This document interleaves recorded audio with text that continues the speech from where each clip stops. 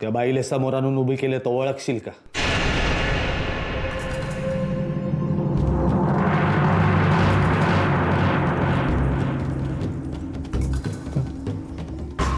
नक्कीच.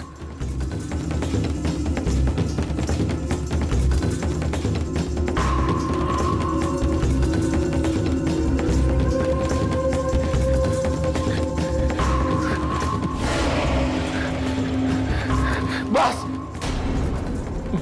बस.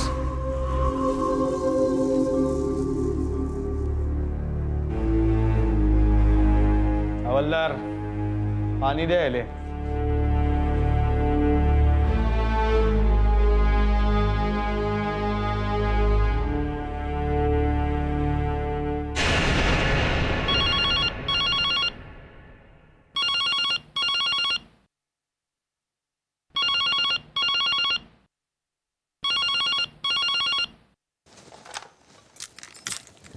हॅलो. मी बोलतोय. बोला. कसा आहे प्रथमेश? प्रथमेश बरा आहे. सारखी आठवण काढतोय तुमची. बाबा कधी येणार म्हणून विचारणं चाललंय सारखं. मलाही कधी कामं संपवतोय आणि तिकडे येतोय असं झालंय का? तुला म्हणालो होतो ना ते डील बहुतेक फायनल होईल आणि तोपर्यंत मला थांबावं लागेल इकडे. हे बघा, तुम्ही इथली अजिबात काळजी करू नका. तुमचं काम तुमच्या मनासारखं होऊ दे. आणि हो, तुम्हाला सांगायचं राहिलं, मनीषाची आई आली होती. कशाला? प्रथमेशला भेटायला. आणि तू भेटू दिलास? अहो, कळवून आले असते तर काहीतरी कारण काढून टाळता आलं असतं, पण न कळवता आल्या त्या. मग मी काय करणार? पण त्या बाईला त्याच्याजवळ येऊ द्यायचं नाही असं आपलं ठरलं होतं ना? हो, मान्य आहे मला, पण परिस्थिती जरा समजून घ्या ना. ठीक आहे, परत भेटू नका असं सांगितलंच ना त्यांना? तसं मोघम भाषेत बोलणं झालंय माझं. अगं मोघम का मोघम? आपला मुलगा आहे तो. त्यानं कुणाला भेटायचं कुणाला नाही भेटायचं आपण नाही का ठरवू शकत? आणि राधा, त्याला होणारा त्रास बघितलाय ना आपण. पुन्हा पुन्हा ती चूक करायची आहे का? आणि बघ, तू सांगत नशील ना तर मी येऊन सांगतो. हातातली सगळी कामं सोडतो आणि तिथे येऊन सांगतो. येऊ का मी? नको नको, तुम्ही आधी शांत व्हा आणि तुमच्या कामाकडे लक्ष द्या. मी बोलते काय ते त्यांच्याशी. काय ते नाही, त्यांना सांग आमच्या मुलाला तुमच्यामुळे त्रास होतोय, तुम्ही भेटू नका असं स्पष्ट सांग. ठीक आहे, सांगते, पण तुम्ही आधी शांत व्हा आणि रोज एक तरी फोन करा. ठीक आहे, पण मी सांगितलेलं सगळं लक्षात ठेव. ठेवतो फोन.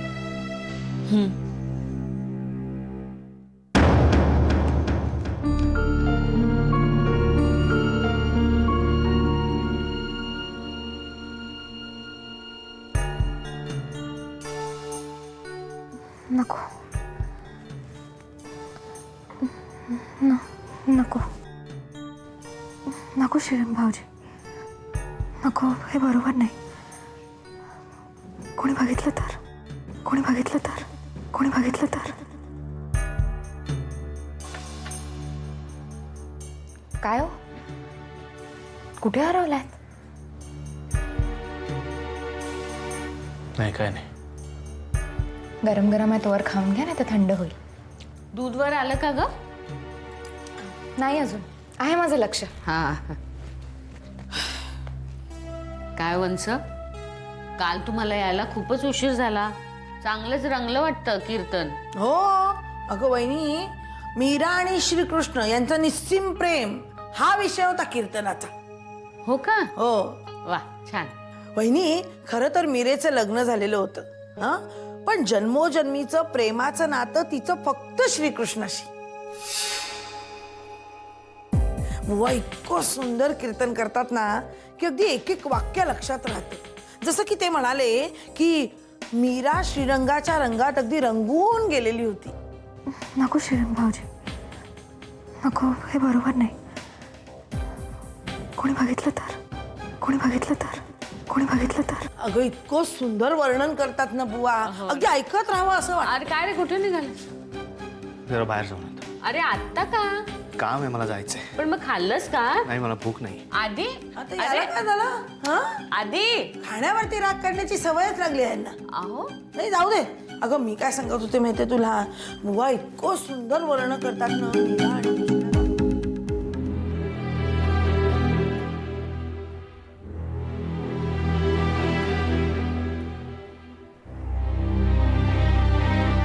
आणि या तुझ्या काही केसचे डॉक्युमेंट्स माझ्याकडे होते, ते द्यायला आलो होतो.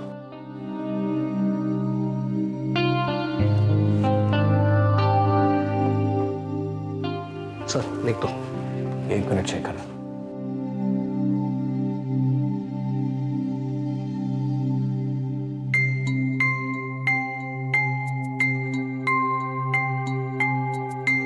I am extremely sorry Shekhar. तुला जो काही त्रास झाला माझ्यामुळे. त्यात त्रास कसला? ते तर माझं कर्तव्यच होतं ना. मला खरा त्रास तुला त्रास होणार आहे या गोष्टीचा होतोय. तसं नाहीये शेखर. अरे तनिष्कानं तुला पियूला एकदा भेटायला दिलं आणि तू सगळं विसरला. तिनं तुझा वीक पॉइंट करेक्ट हेरलाय. प्रत्येक गोष्ट कायद्याच्या भाषेत बांधायचा आणि जिंकण्या हरण्याचा निकष लावायचा अट्टास का शेखर? कारण तुझ्यासाठी जरी तू जिंकला असलास ना तरी तुझं हे जिंकणं तात्पुरतं आहे. हे आता नाही कळणार तुला. आता परिस्थिती काय आहे? पीयू हॉस्टेलमध्ये, तू इथे क्लिनिकमध्ये आणि तनिष्का तिकडे. पूर्वीच्या आणि आताच्या परिस्थितीमध्ये फरक फक्त इतकाच आहे, मध्ये पीयू तुला भेटून गेली आहे आणि ती तात्पुरती. कारण तनिष्काला तुला पीयूला कायमचं भेटू द्यायचं नव्हतं. तुला असं नाही वाटत शेखर? या एकाच गोष्टीला लावायचे तसे अर्थ आपण लावू शकतो. करेक्ट. आपल्या मनाच्या समाधानासाठी आपण लावायचे तसे अर्थ लावू शकतो ना, जसं तू लावलास. काय तर म्हणे, तिनं उदात्तपणा दाखवला. पण तू जर नीट पाहिलंस ना तर कळेल, तिनं तहाचा झेंडा समोर धरून चोख वार केलाय. थोडक्यात तुला असं म्हणायचंय, आपल्यासाठी कोर्टाचे दरवाजे बंद झाल्यानंतर ती पियूला माझ्यापासून जास्तीत जास्त दूर नेईल. बरोबर? करेक्ट. एकच सांगतो शेखर, कायदा कलम कितीही सशक्त असले तरी प्रेम, माया, मैत्री यांना जायबंदी करणारा कायदा अजून आपल्याकडे आला नाहीये. कितीही मोठा कायदेपंडित असला तरी एका लहान मुलीच्या निरागस प्रेमाला अडवायची ताकद जगातल्या कुठल्याही कायद्यात नाही. अरे पण आजपर्यंत पियूला मिळवण्यासाठी प्रत्येक चाल मोजून मापून खेळलो.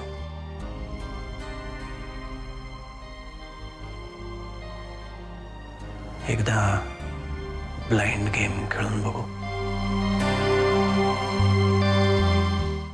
बोल प्रिया, आठवलं काय? त्या दिवशी माझ्या बाबतीत काय काय घडलं हे मला काहीच आठवत नाहीये. मला इतरांनी ज्या गोष्टी सांगितल्या त्यावरून मी घटनांचा मॅप बनवायचा प्रयत्न केलाय. डॉक्टर, तो दिवस माझा काहीसा असा गेला. मी ममांकडे गेले, तिथून बाहेर पडले, मग पुन्हा ममांकडे गेले, मग भाईकडे म्हणजे माझ्या चंदूदादाकडे गेले. तिथे मला स्वप्नील भेटला, त्याच्याबरोबर मी घरी आले. Very good. नाही पण हे सगळं मला काहीच आठवलेलं नाहीये. म्हणजे मी जितका प्रयत्न करते ना आठवण्याचा तितका मला त्रास होतोय आणि झिंझिण्या येत आहेत डोक्याला. Relax relax, no problem. सगळं काही आठवेल, नक्की आठवेल. अगं त्यासाठीच तर आपण भेटलोय ना आता. हां, प्रिया, सबकॉन्शियस माइंड ही एक बॅकअप मेमरी असते, ज्याचं पासवर्ड आपल्याला माहीत नसतं. पासवर्ड एकदा मिळाला की काम झालं. हं? बरं, आपण सुरुवात करूया का? Yes doctor. Very good. आता हळूहळू डोळे बंद कर बघू. दीर्घ श्वसन कर. श्वासावर तुझं लक्ष केंद्रित कर. हं? डोळ्यांची हालचाल अजिबात बंद हवी.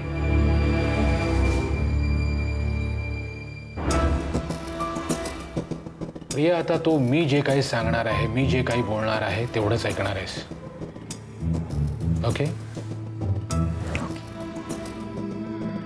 आता तू मी विचारलेल्या प्रश्नांची उत्तरं देणार आहेस.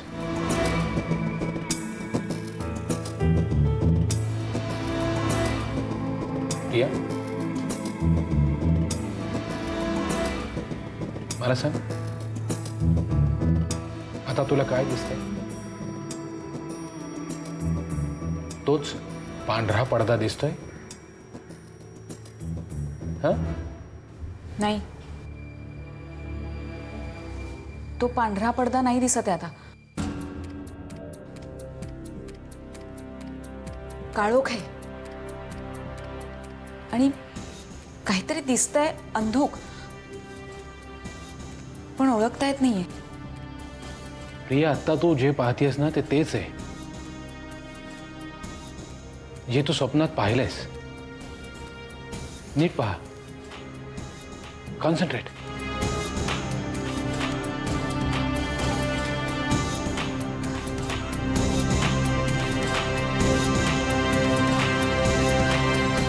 त्रास होतोय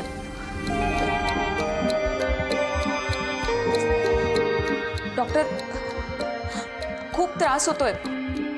ओके ओके, रिलॅक्स. शांत हो बघू. शांत. रिलॅक्स. डोळे उघड. हळूहळू डोळे उघड आता. हां, don't worry Priya, just don't worry. तुझ्या स्मरणशक्तीची झेप जबरदस्त आहे. बघ ना, तुझ्या डोळ्यासमोरचा पांढरा पडदा गेला. काळोखात देखील तुला काहीतरी दिसतंय आणि तू ते शोधण्याचा, ओळखण्याचा प्रयत्न करतेस. Good progress. आपण पुन्हा सुरू करूया. नाही नाही नाही प्रिया, माझं ऐक. आपण थांबूया, कारण आता आपण कितीही प्रयत्न केले तरी तुला फक्त त्रासच होईल, बाकी काही होणार नाही. माझं ऐक, आपण आज इथेच थांबूया. मी आज घरी जाऊन पुन्हा आठवून लिहायचा प्रयत्न करते. नाही प्रिया, तुला आता या वहीची गरज नाहीये. I mean it. ती वही दे इकडे.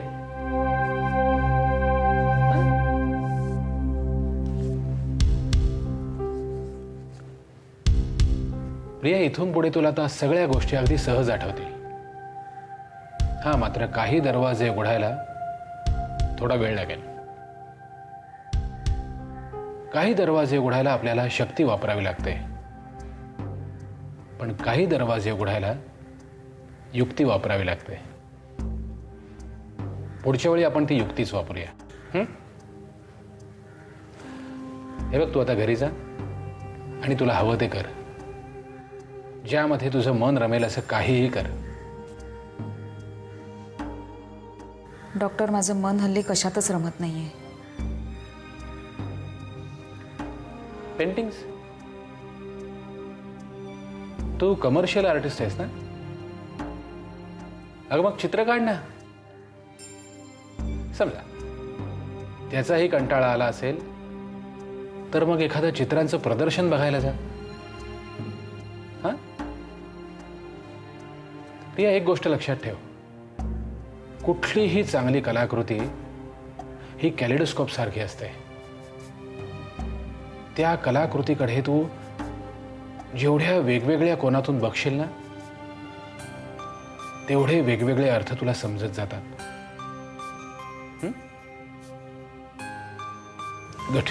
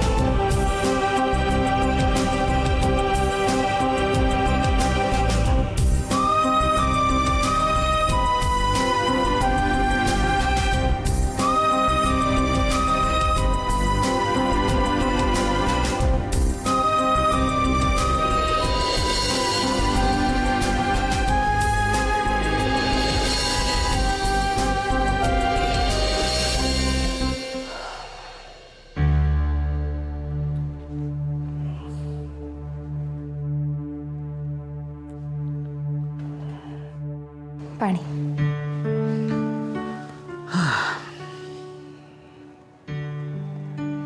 आज असे अचानक का निघून गेला?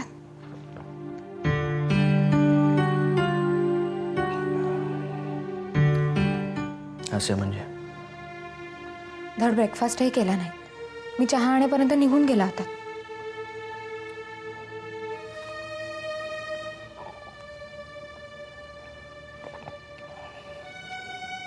भूक नव्हती मला. असं होऊच शकत नाही. सकाळी उठल्यावर तुम्हाला भूक लागतेच. आज नाही लागली. का?